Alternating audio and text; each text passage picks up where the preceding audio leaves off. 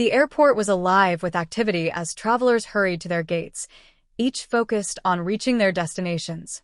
Among them was Marcus Green, a 42-year-old Black CEO of Green Tech Innovations, exuding the aura of success. Dressed sharply in a crisp navy blue suit, he carried himself with an undeniable confidence. Marcus had built his company from scratch through relentless effort, and now he stood as one of the country's most respected tech entrepreneurs. As he walked through the terminal, he pulled out his first-class boarding pass and began heading toward his gate. His company had just secured a multi-million-dollar deal, making this trip to New York vital for the next phase of their expansion. Boarding had begun, and Marcus made his way onto the plane, exchanging friendly words with the flight attendants along the way. He found his seat, 2A, a luxurious first-class window seat. Settling in, he adjusted his briefcase beside him, prepared for the flight ahead. Just as he fastened his seatbelt, a sharp, demanding voice cut through the air. "Excuse me, there must be a mistake," a woman's voice declared. Marcus turned to see a middle-aged, white woman standing in the aisle. Her face was twisted in disbelief, and she seemed genuinely startled. With perfectly styled blonde hair and a designer outfit that screamed wealth, her presence demanded attention. She would soon introduce herself as Patricia Whitmore. "This is my seat," she snapped, waving her boarding pass in the direction of the flight attendant. "There's no way this man," she spat the words as if they were poison, "should be sitting here." Sophia, a young Latina flight attendant, quickly checked Patricia's boarding pass. "Ma'am, you're in 2B, the aisle seat, right next to him," she explained, maintaining professionalism. Patricia's face turned a bright shade of red. "No, that must be a mistake. I specifically requested a window seat." "I'm sure he's in the wrong seat," she insisted, crossing her arms and glaring at Marcus as though he were an unwelcome invader in her personal space. Marcus, however, remained calm. He gave a polite smile and said, "There's no mistake. This is my seat." Patricia scoffed, giving him a once-over, her disdain evident. "People like you don't belong in first class," she muttered under her breath. Her words hung in the air, and other passengers began to turn their heads, sensing the rising tension.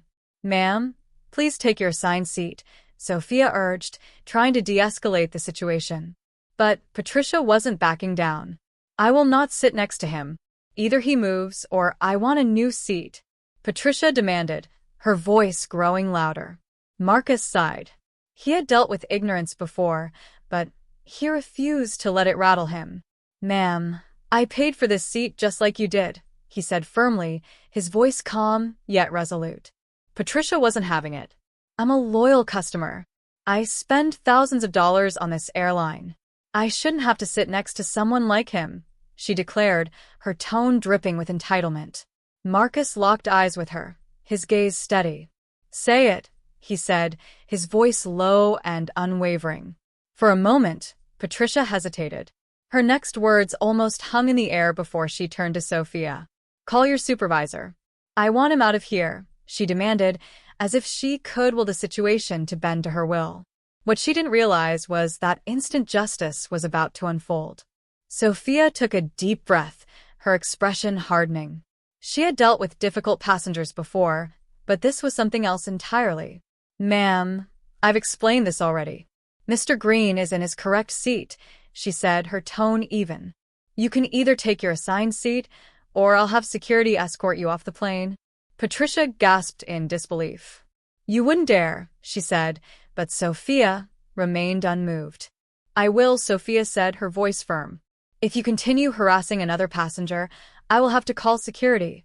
Patricia turned to the other passengers, expecting support, but was met with disapproving stares.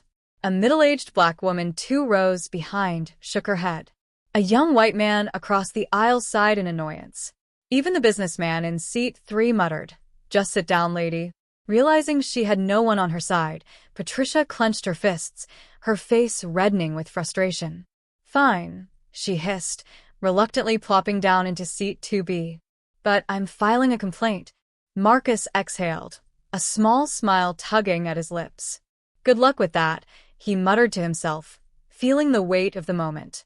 As the plane prepared for takeoff, Patricia sat stiffly, arms crossed, her demeanor reflecting her ongoing frustration.